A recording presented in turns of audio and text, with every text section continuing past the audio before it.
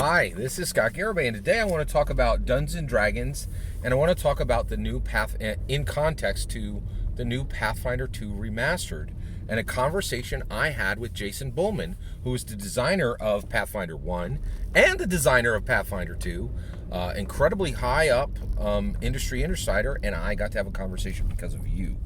And so I want to talk about this conversation, and I also want to give you a very big thanks. Okay, so first of all, I want to say this big thank you to you. I got Jason I tweeted. So Jason Bullman tweeted and said, "Hey everybody, Pathfinder 2 Remastered is the same as Pathfinder 2. All the core elements are the same. Nothing is fundamentally changing here." And I know that people are getting upset because they think there are massive changes to Pathfinder 2 happening in Pathfinder 2 Remastered. But I want to assure you that all the great elements that you love in Pathfinder 2 are still in Pathfinder 2 Remastered, right? And so I tweeted on his tweet. I had absolutely no expectation in the world that Jason Bullman, who is the lead design on a company that makes $25 million plus per year, would ever respond to me. I put my comment onto his tweets to have conversation with the tweeters there, right? Not the original tweeter, not this TTPRG celebrity, Jason Bullman, who legitimately is the lead designer on Pathfinder 2 and Pathfinder. He was a core designer on Pathfinder as well. And so this guy's a tabletop role-playing game industry insider. He's a legit TRPG celebrity. I never assume that TTRPG celebrities are going to respond to me when I comment in their comment section. It's ridiculous, but it's happening. It's happening a lot. And here's why. I have recently had conversations with I have had conversations on the internet, right? In tweets or on comment sections within YouTube videos or in other areas, right? Internet conversations with John Harper from Blades in the Dark, Ginny D, all right? Sly Flourish, okay?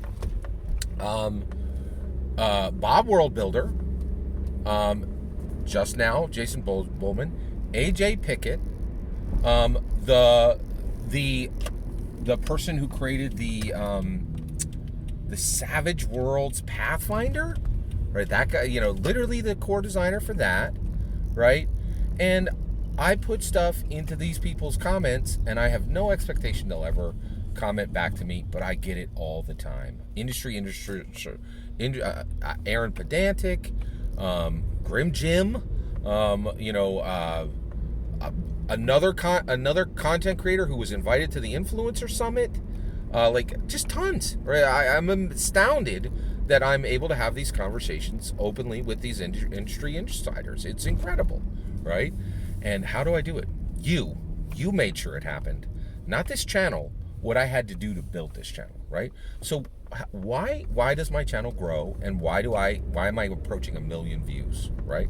And why have I surpassed every single one of my complainers, and my channel's bigger than theirs, and they say every day that my content sucks, but when I look at their content, it's either nothing or 3 videos they did 5 years ago, right? Here's why, right? So one is civil tongue. I keep a civil tongue. I do not curse. I cannot tell you how much progress and how much allure and how much prestige just not swearing like a sailor will get you today. It is incredible, right? Because so many people have reached a point where they swear so constantly. They use the F word, they use the S word, they use the C word, they use horrible words that are just uncivil, right?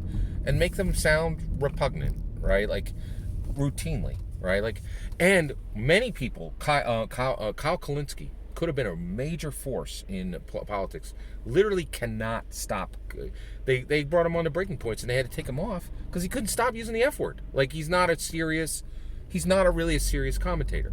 And so just the fact that I can make my point without cursing is huge, right? And you guys have helped me practice that and have allowed it, right? Because I can tell you right now, there's a lot of commentators who literally cannot remove the F word, the C word, the S word out of their vocabulary. I've been able to do it for years, and I continue to do it, right? And you guys help with that, right?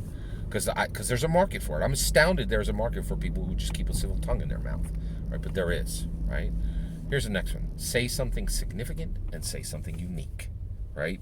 So one, I do not bother you. You will not find here which you will find elsewhere. My stuff is unique. I'm not repeating the same pablum you'll find 100 other places. And that's why I get people who come here every day and say, Scott, your content sucks. I hate everything you put up. I totally disagree with you. You're wrong. See you tomorrow, buddy. Yes, you will. You'll be here because I know you can't get what I say and what I do anywhere else. I'm not repeating others. So it's unique, right? And then significant. I'm not wasting your time with an optimism. Oh, turn this dial and you get 2 more points of damage. I'm talking about the heaviest subjects in Dungeons & Dragons, and I'm talking about Dungeons & Dragons from the perspective of transforming our own lives and the civilizations we live and the cultures we live in, exactly like Joe Manganiello said on the 2023 D&D Direct, rubber stamped by Hasbro, right? Like, it's no longer me saying Dungeons & Dragons is transformative. It's Hasbro, like, using a Hollywood star to say it, right? And so that's a big deal. That is a very big deal. And so, I just think that's really powerful, and I think it's really important, right? And so I just wanted to really say thank you. So let's talk about this huge change for Pathfinder 2. So I responded back to Jason Bowman saying nothing's changing in Pathfinder 2, and I responded in the comments, not even to him, right? I was just like, tough gap to clear. Right? So I was saying, okay, you're making a giant leap here, right? And the reason why is if what you're saying is true, and then I went further with it. I was like, if what you're saying is true, then why is Pathfinder 2 Remastered needed? And so what I was saying is, wait a second. If there's fundamentally nothing new here, if there's no core changes, then this really isn't needed, and this book shouldn't even be printed, right? And so I put this in the bottom. Jason Bowman came right back, right? Oh, actually, no, not Jason Bowman. 2 of the other commenters came back. And one of them said, 1, they're switching from OGL to Orc, okay? And I was like, okay. And I was like, that's not significant, right? Orc's going to be silly. It's not, it's a hate-marinated action, right? The Orc is reactionary, right? A good example is the ESV Bible. The ESV Bible was written because so many people were upset with the NIV. It's not a good biblical edition because it was born in hate. Right? It's not a good biblical translation because it was born in hate, right? Nobody who worked on ESV did it because they loved the Bible and wanted to translate it again. They were furious at the changes that, by the way, I don't know if you know this, but evangelicals, here's a great way.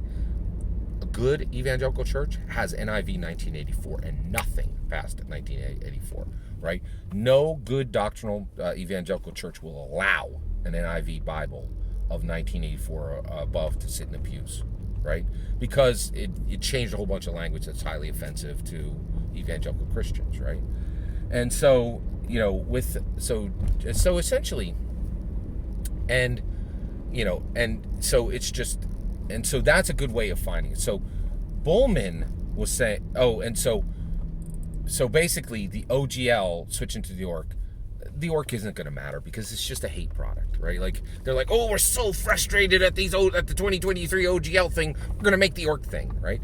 And nothing's going to come of it. Nothing's going to be passionate about it because it's born in hate. It's not a product that grew out of, I want to do this, I want to accomplish this because I love this thing.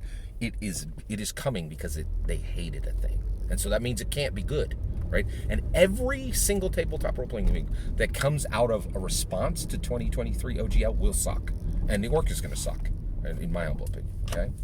So I didn't really care about the Orc, but here's the kicker. There's a real change in Pathfinder 2 Remastered. Let's get into it, baby. They're taking alignment out. They're ripping alignment out of Pathfinder 2 Remastered. That's a new game. That means Pathfinder 2 Remastered has nothing to do with Pathfinder 2, and nothing to do with Dungeons & Dragons, and nothing to do with Gary Gygax, okay? Pathfinder 2 had alignment in it. Gary speaks from the grave. He's like, hey, good, neutral, or evil. That alignment question is on your character sheet. I don't really care about your player character. I'm asking you directly if you are a good, evil, or if you are a good, neutral, or evil person.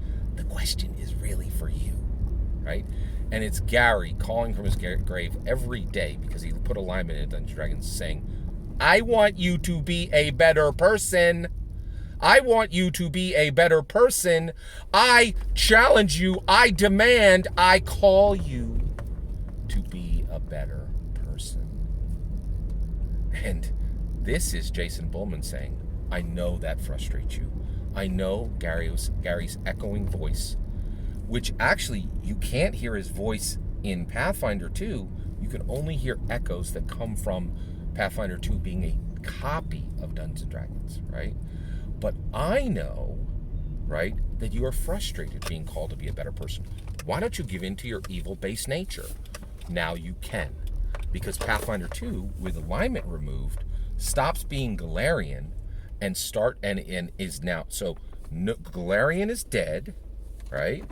And what has it been replaced with? A murder hobo theme park, right?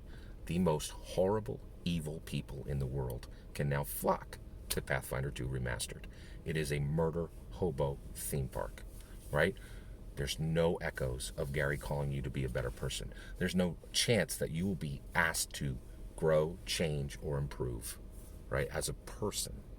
No real narratives will be told, right? No identity exploration will be done there anymore. No powerful narratives will be told there anymore. And no explorations of language will ever happen in Pathfinder 2 Remastered, right? By removing the heart that is Dungeons & Dragons, which is alignment, right?